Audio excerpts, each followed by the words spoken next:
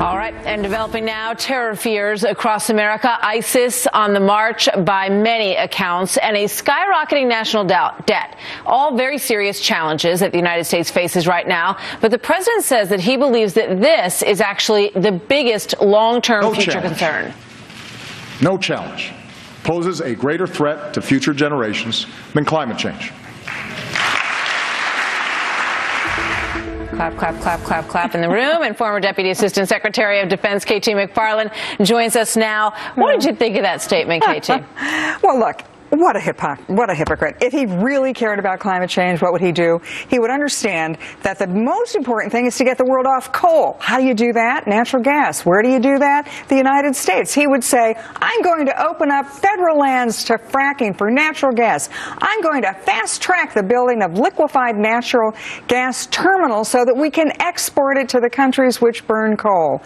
But instead, he just had this sort of fairy tale of what he's gotten to China to agree. China hasn't agreed to stop anything. China has agreed that 15 years from now, they're going to think maybe about which is several years sooner than they said before they were going to start to begin thinking about it, right? But you make a great point, because you have to put your money and your action where your mouth is, and if he believes that that's the greatest threat, and even accepting that people disagree dramatically on this issue of global warming, his actions don't back up anybody who believes that is genuinely the biggest threat. Okay, and here's the thing. I've been up close and personal with a lot of presidents and seen how they've responded to crises.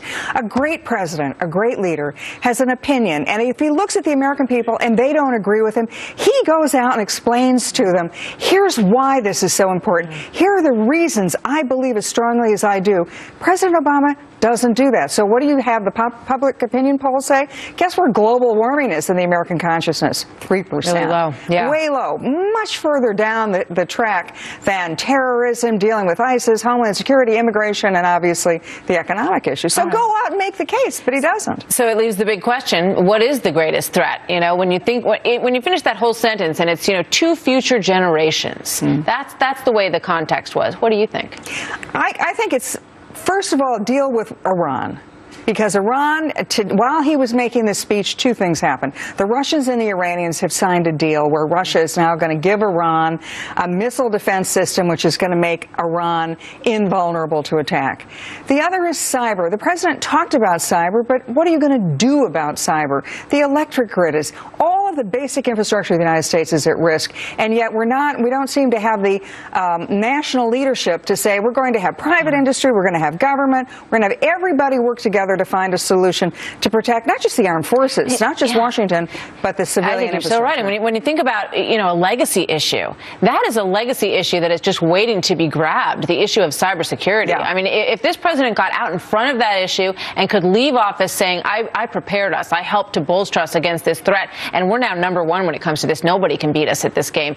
Wouldn't that be a great legacy item? Well, and also, who's against protecting us against cyber attack? Yeah. Everybody has now been, hacked. Every major corporation is under the gun. So true. Every part of the American economy has been attacked one way or another by cyber war, cyber espionage, cyber theft. I mean, just go tell anybody their smartphone's not going to work, and everybody's going to be on the side of that idea, right? Exactly. Thank you, KT. Thank you, Always good to have you with us.